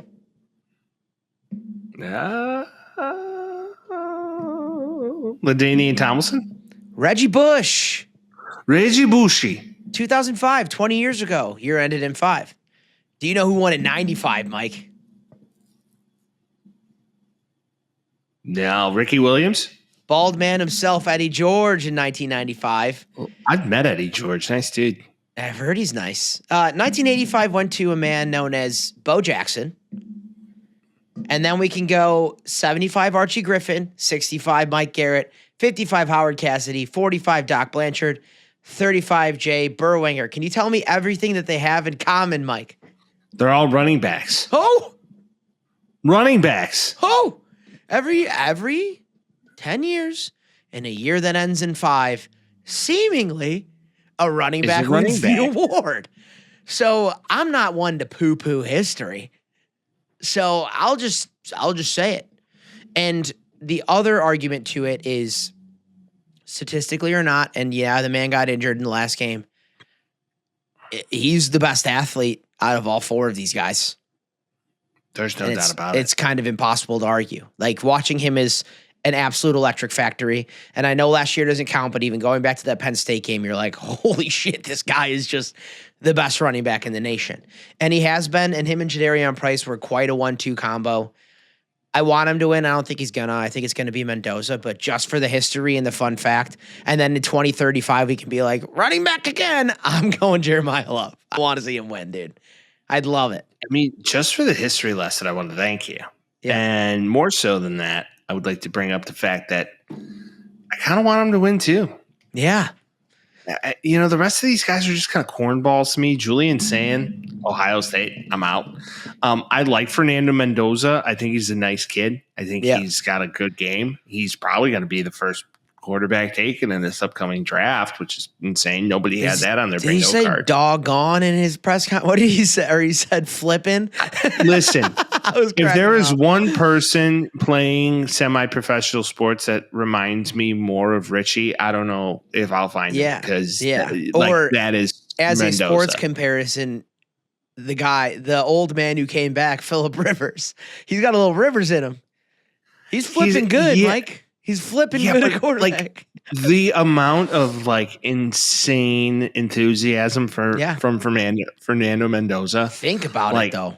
Think about his trajectory to get to this point. He's probably like, how the fuck did this happen, too? He's probably like, this is flipping great, dude. Sign me up. I'm in. This is flipping great, man. Jeremiah Love, he deserves it. I've seen that man hurdle grown men. Yeah. Like, it's a thing. He was completely sideways for 5 yards against Penn State in scores last year. He's had a couple 85-yard runs this year. You're like, just for the sake of watching the highlights back again, I want him to win Heisman. But you know the shitstorm is coming after that, but screw it.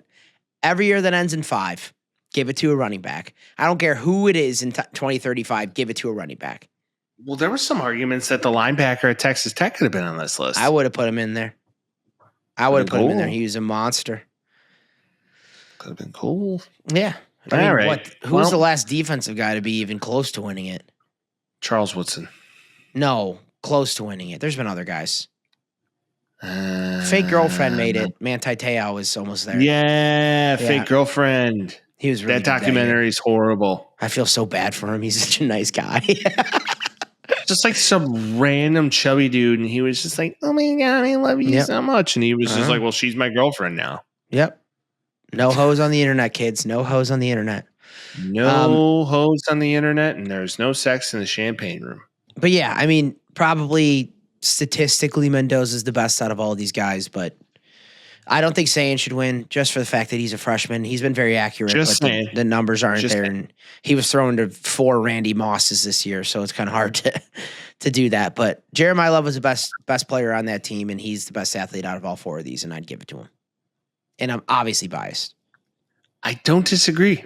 And being the non-biased guy that I am, and, you know, this podcast honesty broker, I will say that, yeah, I don't disagree with it. You're almost more willing to hate on Notre Dame just because of the rivalry aspect of it. So that actually means more coming from you. And you see what I'm getting at? Like, I've seen Jeremiah Love jump over full-blown defenders, and they all had Trojans on their helmets. Yeah, I was say he ate the shit out of the Trojans too, which is probably in every game he played us. Yep. So I hope he wins it just to say, yeah, that guy's a fucking Heisman winner and he ate our lunch. And I'm hoping for you. You know, you don't get to watch your team play the rest of the year, even if they were going to play in the Pop-Tart Bowl and get a little taste of that Pop Tussy. That's just not I love Love, dude. I love Love, dude. I love Love. Dude, I love Love, dude. Love and love is L for love. That's not what that means. But all right, let's talk about the NFL, shall we? Cheer, boy. Cheer, boy. We're going to save the sad part for later. It's not even sad.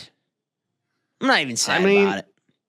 I'm not sad about it. You know, it's like the one time in a loss, I look at the Bears. I'm just like, you know what? It is what it is. You fought hard, and I'm not mad. Yeah, if you laid down like dogs, yeah, we'll talk. We'll get to it. Anywho, Vince, I was midair for a majority of this day. Mm-hmm. I would like to announce something to the people. What's up?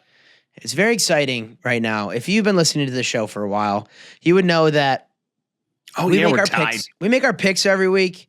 And by week 14, the last 2 years, it's been like, I just pick against you on which to that reason, the stats look even worse than they actually are. But I was just like, fuck it, I'm taking the Saints because I needed to come back. I was down 8, 9, 10 at that point, and I'm like, fuck it. And we're either going to burn it down or we're going to get close again. He was pushing his chips all in. Yes. This week, I beat you by 1. Last week, I beat you by 1. We're officially tied again, which, as far as a viewer standpoint, this is the best case scenario. For you, it's like, shit.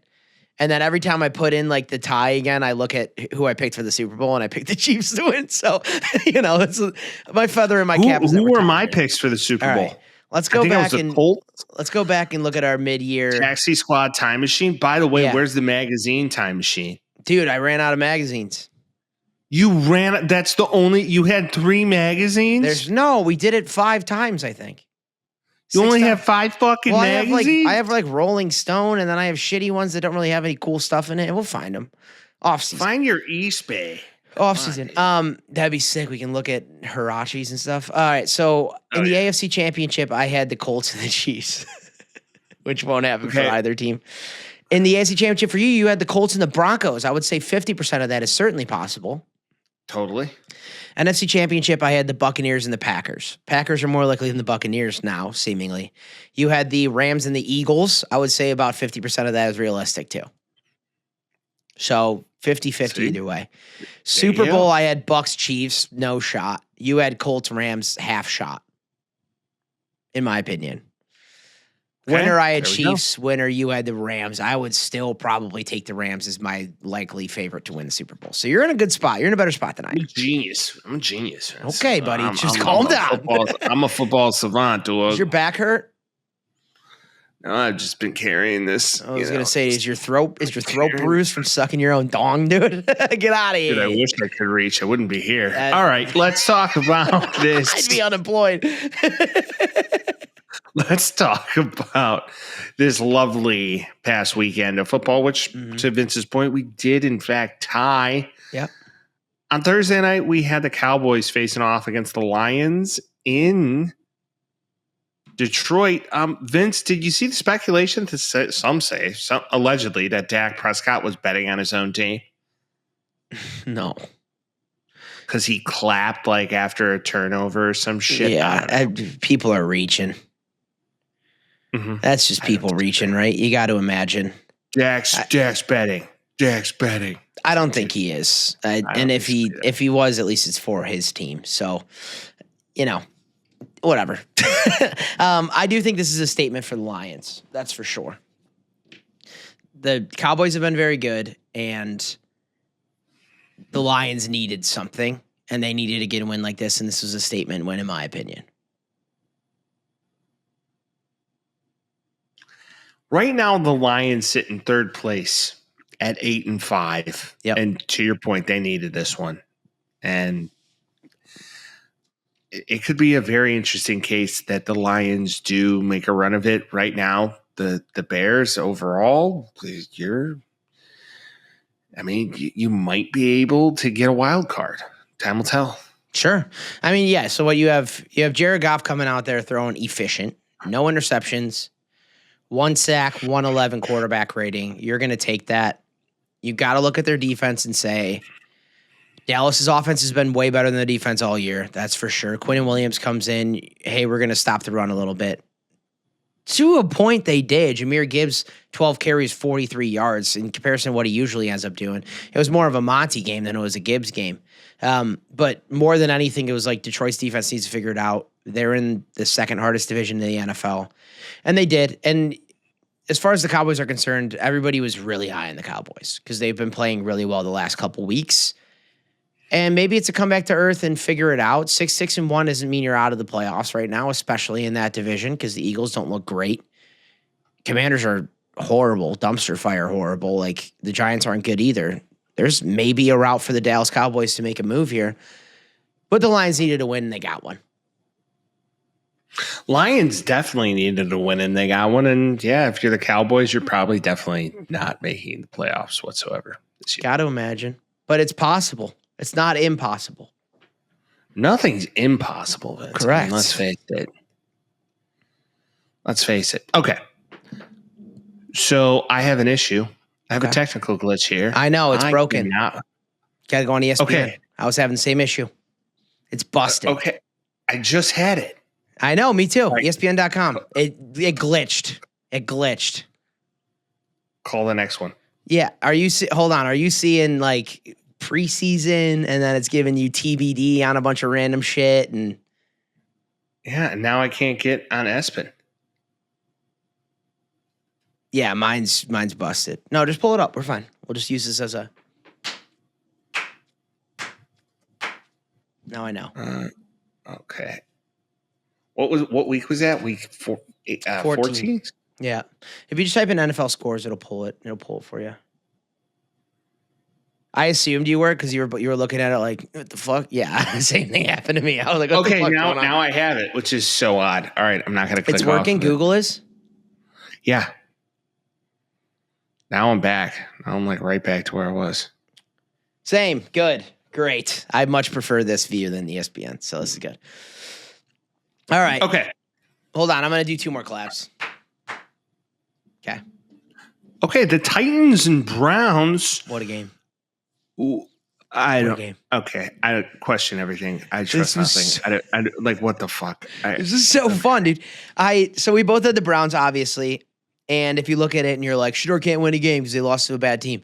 Shadeur Sanders has thrown 300 yards more than Drake May has thrown 300 yards in the NFL. That's just and he's sad. running. He's running too. You know who's getting all of the love right now in this offense? Shadeur? Little guy by the name of Harold Fannin. Fannin. What you know about Harold Fannin, dude? Yeah, I'm sure Jerry Judy's pissed about it. Shadeur Sanders throws the ball a lot. He's going to throw an interception, but 364 and 3 touchdowns. Even in a loss, gets him the starting job for the rest of the year. It's been announced he's the starting quarterback for the Browns. Is this their future, Michael? No, it's not. It can't be, but it's fun. No, it's fun to watch. He throws the ball a lot, and so does Cam Ward. So that was fun just to watch 2 guys. You know who the all-star of this game was, Mike? No. Tony Pollard had a good game for the first time since 2015, seemingly. 161, 2 tutties on 25 carries. He was steadfast on my bench in fantasy, and I was pissed when I looked at it and he got 28 points. I was like, damn, where the hell did he come from? You weren't expecting him to run all over the Browns. Yeah, and he's been bad the last couple weeks, and the Browns have a good defense. This is good for the Titans just solely for camaraderie purposes. They get a good coach in there, maybe move some things around. They can start getting on the winning direction. It feels that way. Maybe get Gruden in there, man. That'd be crazy. Gruden in Nashville. Gruden in Nashville, Music City, man. They should have tried to hire Lane. Lane in Nashville, he would have cleaned up. Oh, yeah. He would have been slaying the cash. Yeah, there's no doubt about it. Mm-hmm. Okay, the Seahawks played the Falcons, so the Birds played another bird. Wow, the Seahawks are very good. The Seahawks are very good. And Sam Darnold was in the building in Minnesota, and you're like, yep. Just got so my reservations with the Seahawks sit with him. They lie with him. In the same way it was in Minnesota last year, you're like, he's good. He's undeniably a good quarterback. He could beat the shit out of the Falcons, who have been a bad team this year, and Kirk Cousins is not a good quarterback anymore. I'm still afraid if you're a Seahawks fan, when you get to the playoffs, is it going to show? Is it going to happen? Is he different now? Did he need that experience? That's still going to be the scare for that until he proves it. I feel like this year he could prove it. He has a defense that's really, really good. They're better than the Vikings last year. They are. They have a run game. They have 2 of the best running backs in the game, Kenneth Walker and Zach Charbonnet. Yeah. And, I mean, the run game is that there. That might be a little hyperbole, but I know what you're saying. Okay. 2 of the best downhill goal line running backs in the game are on the Seahawks statistically. Those guys score when they get in the red zone. So it takes so much pressure off him as a quarterback. It's nuts. JSN is a dog. Rashid Shaheed gets moving. And when I turn on this game and I'm like, holy shit, the first thing I think about is, wow, the Rams are going to get like the 7th pick in the draft. That's the first thing I thought about. The Falcons might be cooked. I don't know what more to say. They're not good. Pitts works. What else you got? You're not even getting a first-round draft pick. You can be horrible the rest of the year, and the Rams are going to get a top 5 pick? Like, you gave it to the Rams. Well, on top of that, Michael Penix just, he's busted. Him. Well, he didn't play. He's busted. Well, it's the same knee. I know he didn't play. Yeah. What I'm saying is he tore the ACL on the same knee he tore years ago. Mm-hmm. So usually to come back from 2 ACL tears in the same knee is almost unheard of. Yeah. So in Kirk Cousins, let's face it, he had his chance, and it's been squandered. It ain't it. Send him to the Colts. But, yeah, the Falcons are done. The Seahawks are going to be in the playoffs. We need Sam Darnold to do something in the playoffs just so everybody can get off his he can't win a big game shit. It's the Falcons. The Falcons aren't good. They're just not good. I will definitely be a happy little guy if Sam D can make it to an AFC championship game. Yeah, NFC, no, Seahawks. But NFC. You're completely biased with him, though. You love that man. Well, yeah, dude, USC God. All day. Yeah. Yeah, the man's a legend at USC. Yeah. But prove it in the NFL, baby. Let's go. Which he is currently. Okay, speaking of proven in the NFL, you know what's not proven in the NFL? Playing on a broken fibula, which never seems to be a good idea, but I give Danny Jones credit. Fractured. Yeah. Daniel Jones tears his Achilles, out for the rest of the year. And then after that, the Jaguars just put the brakes on him. And one thing leads to another. Jaguars win 36-19. Duval. Oh, God. And Trevor Lawrence has a game where he looks good. And you're just like, okay, there he is. He's good now. They buy in. You know, Trevor Lawrence is young. He's not even 38 yet. So we'll see what happens when he gets to that point. See, this team is playing for Cohen. It feels like the Buccaneers offense has turned down and the Jaguars offense has turned up, and you can draw a direct line of him leaving the Bucs and going to the Jags. They're better. They're leading the division now. The Texans are scary, but I don't have any reason to think that the Jaguars aren't going to keep this pace up and also play with them for the rest of the year. Jags are making the playoffs for sure. And 7 years ago. And done deal. And whatever happened when they decided to get Jacoby Myers, it just woke the entire offense up. It definitely is working. Yeah. Travis Hunter hasn't been in. You look at it, and Brian Robinson's kind of had a down year. He's still on IR, I think. Yeah. Yeah. So yeah, you look at it. Yeah. Let's see what ETN and Tootin are doing their thing. Yeah. Bishal Tootin. Tootin. How do you feel if you're a Colts fan? It's not looking good. We went over earlier in the podcast. Not looking good. You got Phil. You got Riley Leonard. Jonathan and Taylor. You have a gauntlet of a 4-game schedule ahead of you. Good luck. Jonathan Taylor's gotten nerfed, so it's going to be hard for the Colts moving forward here. Yeah, when you know what play is coming, it's easy to nerf it. Yep. Do they nerfed us at the door because our gear was so sick? Okay, let's talk about gear being sick. QB option, Riley Leonard, Jonathan Taylor, rest of the year. Dude, it's unstoppable. It's what game plan. Say? There you go. What do you say? They're going to win by 3 points every game, and it's over. They went to the national championship last year with him, so just think about it. It could happen in the NFL too. Yeah. Okay, Vikings play the Commanders, and JJ McCarthy is in. No, JJ McCarthy had his quintessential Michigan stat line. 16 for 23, 163, 3 tutties. That was the quintessential JJ McCarthy game management. This was good for him as far as feeling better about himself and starting in the NFL. I don't think it proved much of anything for him being a good player because the Commanders' defense is really that bad. And they're old. And Jaden Daniels zeroed him. Yeah. And I think it was the first time in maybe history or something crazy, like a long-ass time that a team got beat by more than 30 points and then shut out and beat another team by 30 points the next week because they got smoked last week.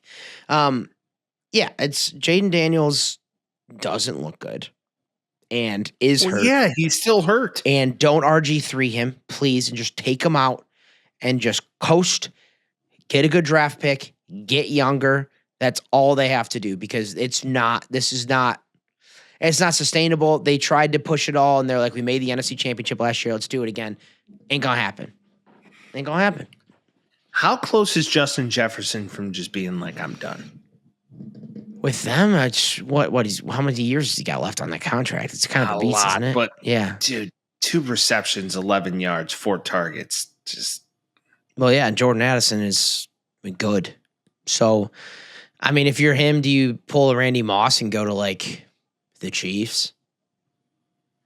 Or just simply say like, hey, get me, back with Joey B, and you go trade for T. Higgins and just have like an absolute Jamar Chase and then they still just don't have a defense. I had this really disgusting thought about Jettas on the Rams with Puka Nacua and Stafford, and then they draft the heir apparent in the top 10 this year, and Stafford plays a year or two and teaches him how to play quarterback, and it's just never ending. McVay amazing. McVay is the next, head coach on the Rams for the next 30 years. And they get like somebody random like Garrett Nussmeier or like Mendoza, and he's just Stafford all over again. That's just what I thought about. And I was like, that made me sick. That makes me sick. Well, either way, the Vikings win 31-0, and it looks like Jaden Daniels, by the way, that block he took, which was clearly targeted. It was like, I'm going to put this dude on his ass. Yep. Not good for his elbow. And for the record, I'm going to say it. I don't care that you broke your elbow. Okay. Bengals. I was this close in my prophecy. Yeah. Like this close. You were. Yeah. So you did take the Vikings, which good on you. But yes, I did. And Joe Burrow, I took the Bengals as well to beat the Bills. And the prophecy would have concluded if Joe Burrow didn't literally throw 2 back-to-back interceptions in a game that just made me scratch my head. And then Josh Allen just put on his Superman cape and ran all over everybody. And you're just like, wow. It was the snow. You can't convince me it wasn't the snow. It was just the snow. If you see those Buffalo Bills blue uniforms, what are they wearing? White helmets in the snow? Unless they're playing the Packers or the Bears, I'm taking Buffalo. Every time. Okay. It's just something's going to happen. Buffalo's going to win in the snow. Don't forget that the last time that the Bengals and the Bills played in the snow, the Bengals won that game. It was that the AFC. Yeah, AFC Championship game. Yep, and they went and they lost. But yeah, that was the Yoffs.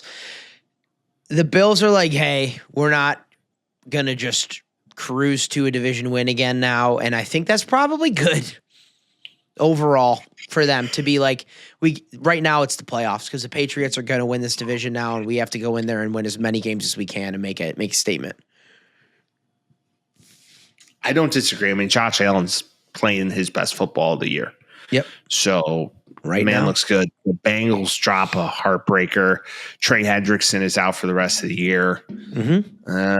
Joe Burrow. Luckily, they have a lot of backups on defense that are really good on the Bengals. Oh, yeah. Bad defense. Bad news. Yeah. 39-34. Want to go from bad news to worse news? Man, the Bucs are just cooked. I don't know what more to say. They don't have an offensive coordinator. And the seat's getting hot for Todd down there, bud. I don't think Todd's going to get the boot. I think he's going to get the opportunity like what Nick Sirianni did to replace his OC. Yeah, I mean, you're right. It's not good. And it worked for Sirianni, and then Sirianni has to place his OC again. And, I don't know. He went with an Italian. You got to go with a dorky white kid. He went with a fellow greaseball. That's true. I'm sorry. Handsome. There's many things we're good at doing. Cooking meatballs, making meatballs. Coach defense. Maybe a little stonework. We can coach defense. We can Vic Fangio. How you doing? Masonry. Yeah. Right? Coach of defense, Vic Fangio. How you doing? You need a Reed, or you need a McVay, or you need an Irishman. Yeah, you need a McConnell. You need a Mick. You need a McVay. You need a Mick. Yeah, or an Irish or a French, like a LaFleur. The Buccaneers in no way, shape, or form should ever drop a game against the Saints, and this is a demoralizing loss. Losing by 4, Baker didn't look great. The offense didn't look great. The defense didn't look great. Tyler Shuck throws a beautiful pass. Every time he throws the ball, I'm like, that's catchable. That's all I can say about him. Other than that. Either that or Tyler Shuck's putting on his best Baker performance. He ran all over him. He did? Yeah. And he ran for 2 touchdowns. Devon Devin Vele. He's been the fun little piece of a horrible Saints team this year. Congrats on a win. Anybody can win. Everybody gets paid. Tyler Shuck, ready for his running stat line? 7 carries, 55 yards, 2 touchdowns. Where are you going? He's Daniel Jones. He's him. He's him. Yeah. Okay. Baker loses. Bucks on the bubble in the NFC South. Ooh. Bum, bum, bum. Okay. Steelers beat the Ravens 27-22, and the Ravens might be nerfed. Talk about being nerfed. I have bad news for the 2 of the 3 reigning AFC gods that are Kansas City and Baltimore. Ain't happening this year, kids. What's so crazy to me is like you look at this team and we lose against the Ravens, meaning we, the Bears. Yeah. And then we beat the Steelers at home. What a difference. Any given Sunday. Any given Sunday. Rodgers looked the best he has all year in this game. Which for a Ravens defense that gets all their guys back and they've been kind of going for it. Don't love that. Don't love that for you guys. Are the Steelers good, but is Mike Tomlin going to sneak it to the playoffs and be just about 500 every single year of his life? He's going to do that. So that's that. Ravens can win the division. They can win it. They still can. They still can. If you look at this division, it's horrible. It's horrible. 7-6, 6-7. You got a way to do it. And I'm not going to say it, but the kids these days, they go wild. 6-7. There it is. Okay, the Jets lost against the Dolphins, and the Dolphins put a fun little beating on them. Can't stop winning. They just can't stop winning. Too bad they're in the best division in football. Facts. Third best division. One of the best divisions in football. Yes. Let's put best it that way. Best in the AFC. Sure. Absolutely. Okay. Now, as we keep this bus moving, got the Broncos and Raiders. This game was a lot closer than anybody anticipated. That's the thing, though. The Broncos have won 10 games in a row, I think. Every single game's a one-score game. It's a nail biter. And I think the line on this was 7.5. Sorry. Whoopsies. Yeah. Whoopsie-daisy. That's why you just Keep take winning, the money Broncos. line. Yep. Okay, Rams just beat the absolute brakes off the Cardinals 45-17. That's going to happen. I don't even have any comments. That's just going to happen. That's, the Cardinals are going to Cardinals. I mean, God, if you think you're Kyler Murray, he's already on vacation already, I'm sure. Welcome to the New York Jets, Kyler Murray. Welcome to the New York Jets. Much. Either that or the Steelers. The Bears went into Lambeau. Game of the weekend. Very warm muff, one might say, or close muff. It was cold. That's why his hands were in the muff, dude. A very sad. Yeah. Yeah. All right. Let me go first. Okay. Okay, go ahead. You went first on Notre Dame. I'll go first on the Bears. Come on now. Not that mad about this game. All things considered, play him close the whole time. Got a little out of hand at the beginning of it. At halftime, it was 14-3. But one thing I didn't feel is that we were completely out of it. In previous years, I would feel like we were completely out of it, and we weren't. Caleb needs to figure out how to throw the ball in the first half because for some reason, once he's scrambling out in the second half, he's making some of the best throws I've ever seen. And a slant route with an easy toss in the middle, it just cannot work for him. So we got to figure that out. Run game wasn't as good as we want, but I love Monangai. I love him. Couple different things that it came down to the last play of the game. A couple different things could have happened there. Probably couldn't have ran because there was a couple defenders over there, but you got to be able to dump it off to DJ Moore in that scenario. You got to keep it alive for another down. Cole Kmet was open, throw the ball a little bit higher. That's all you have to do. I'm confident they can come into Soldier Field and they can do the whole flipsy daisy and win 28-21 against the Packers in 2 weeks. I feel that confidence as well. I also have done some homework since I had some time on an airplane on Monday, and I relived what I watched on the airplane on Sunday. And I will say that I don't know if that's all on Caleb. Fourth and 1, why aren't you running the ball? 3rd and 1 didn't work. You have 20 plus seconds and 2 timeouts. You're on the 18.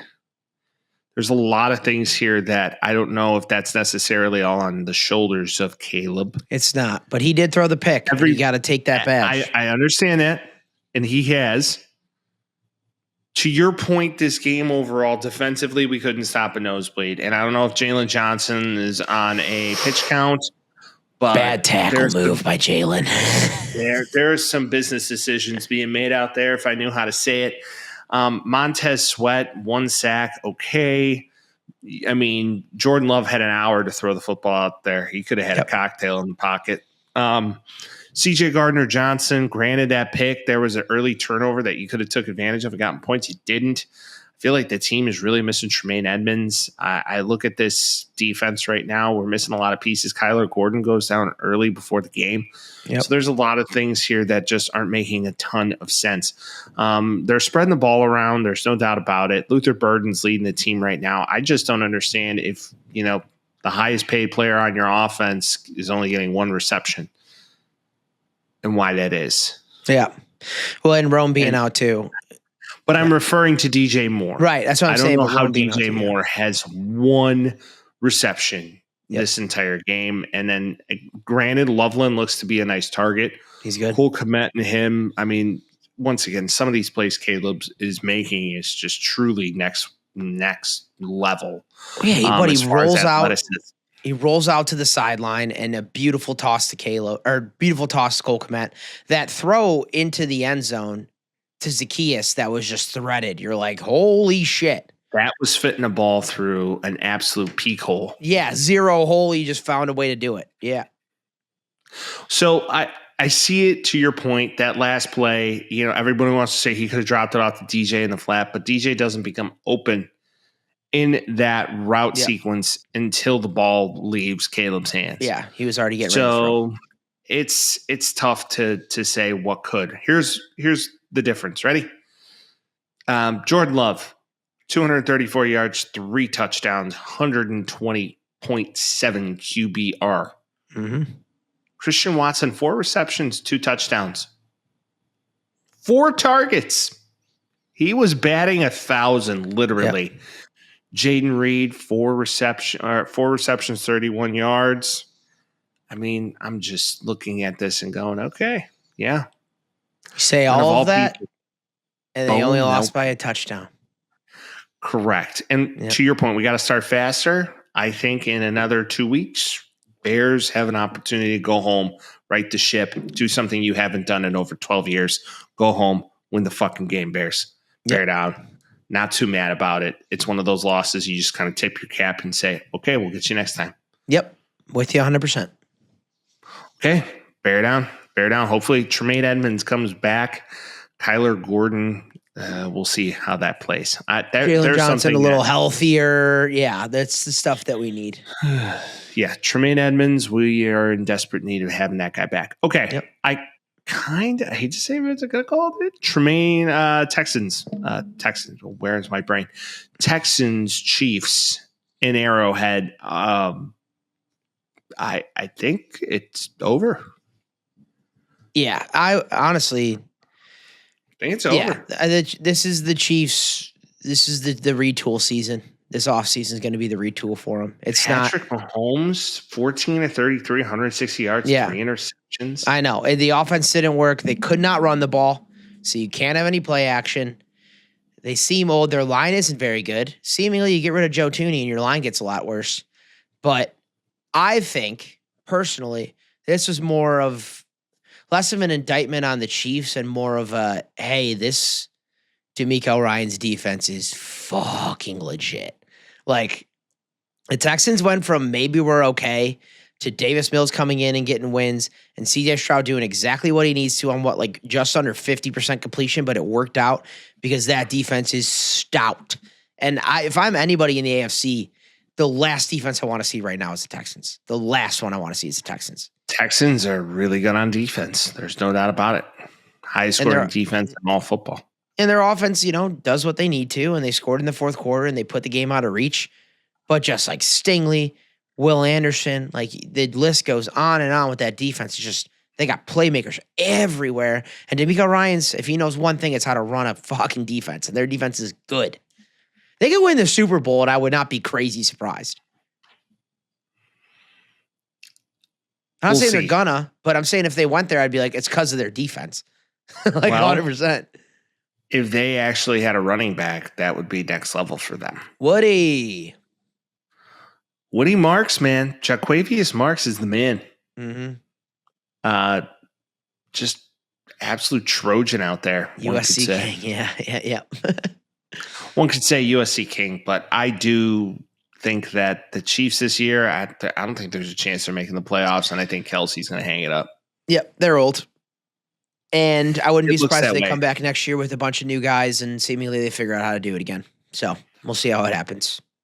Well, we'll see how it happens. Nico Collins does what he does, and you look at this team, you just go, yeah, Jaquavius Marks, he is him. And that defense doesn't matter. Put up 17 points, they'll still win you a football game. What, he's him by what? He averaged like 2.4 yards a run or whatever. Yeah, and a touchdown. No big deal. There you go. Okay. You want to know who my king is of Monday night, Vince? Air Bear? Who? Justin Herbert? No. A guy by the name of Anthony Jefferson. Oh, Tony J. Tony Jefferson has been in the league for, I don't know. He's 33 years old. This makes me feel old. Yeah. Feels like forever. Yeah. Tony Jefferson's been in the league for like 13 years. Yep. And this man had himself a night. I mean, 5 tackles, 1 interception to ice the game. Bananas. Renaissance. If you're an Eagles fan, this offense is horrible. And Saquon looked a lot better than he has in the past. And A.J. Brown's actually catching the ball right now. He said, throw me the ball and we'll play better. They started throwing him the ball and they have 3 losses. That was a lie. Yeah. They need to get, what is it? Prabula, however you say his name, their offensive coordinator, he needs to get out of Dodge, dude. They need to send him. Get it moving. Yeah, they need to send him to somewhere else because Philadelphia is not the place for him. Jalen Hurts was pushing the ball up the field, and then every time it was like, hey, it's a make it or break it play, it was in a Chargers' hand. Like four that last picks. drive was, oh my God, I couldn't believe it was over. I thought they were going to overtime. Well, yeah, they did, but that was the overtime that they were in when he threw that pick. Meaning, I thought they were going to go to another overtime. Yeah. Well, it would have been a tie. It would have been a tie again. They would have had 2 ties. I thought they were trying to end it, and it was just like, do you play for the field goal? Yeah. But hey, I hate to say it. I don't really hate to say it. This helps the Bears. Yeah. Oh, 100%. It helps the Bears greatly for a wild card spot. And I follow a lot of Eagles fans just randomly. I don't even know why, but just watching it as it goes, I think it's just like they're the most bombastic, so it's fun to follow. But the biggest thing out of all of it was just like offense sucks. Nakobe Dean was making plays. Justin Herbert had to use his legs today, and it seemed like it worked, or yesterday or Monday. It worked out well for him, but more than anything for them, it's get a new guy that can run proper offense for this team and set it up, because last year with Kellen Moore, it looked great. And Saquon was running like a thief in the night. And whatever happened this year, and again, Saquon had a good game, but this is the first game that he has been good. And the Chargers defense isn't the craziest thing in the world. Like, they probably make their bread more on the offensive side than the defensive side. But it's a stout defense, and it is, but it's not. They're not the Broncos or the Texans. I wouldn't say like, oh, I'm so scared of the Chargers defense that much. I don't disagree with you. I do believe that the Eagles are just going through some offensive lows, and yeah, I mean, lows. Running through the 6 with my running woes. through the 6 with those woes.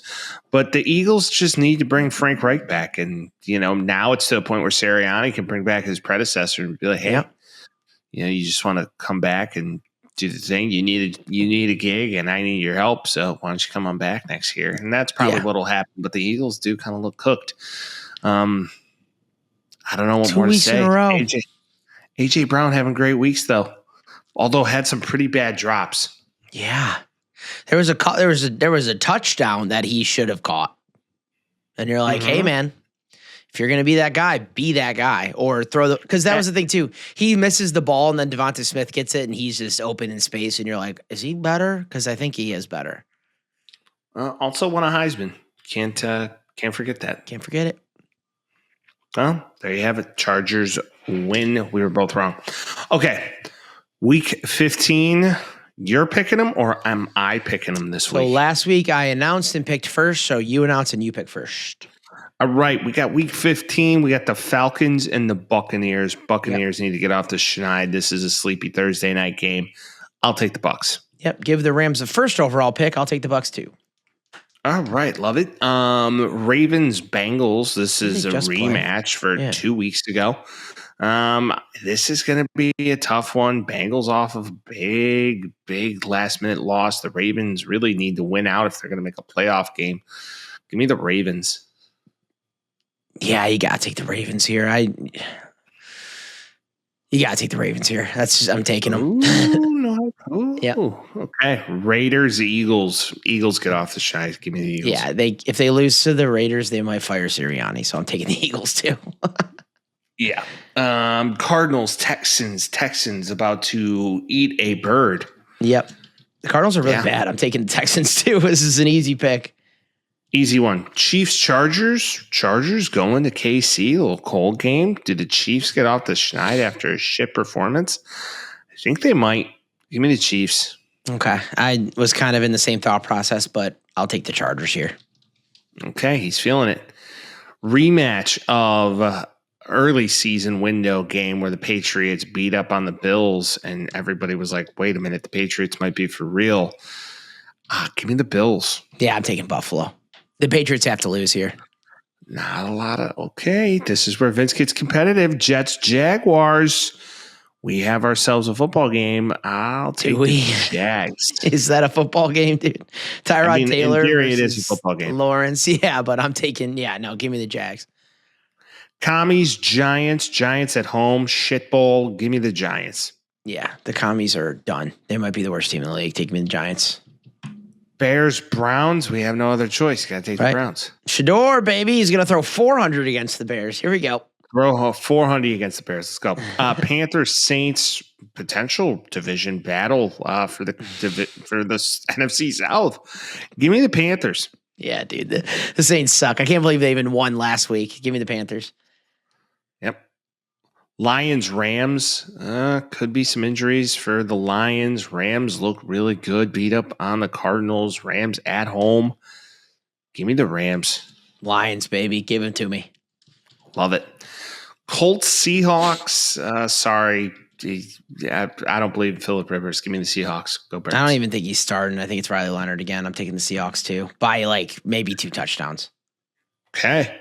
The Packers go to Mile High in Denver on a fun late afternoon window. I'll take the Broncos. Yeah, even up this division. Give me the Broncos too.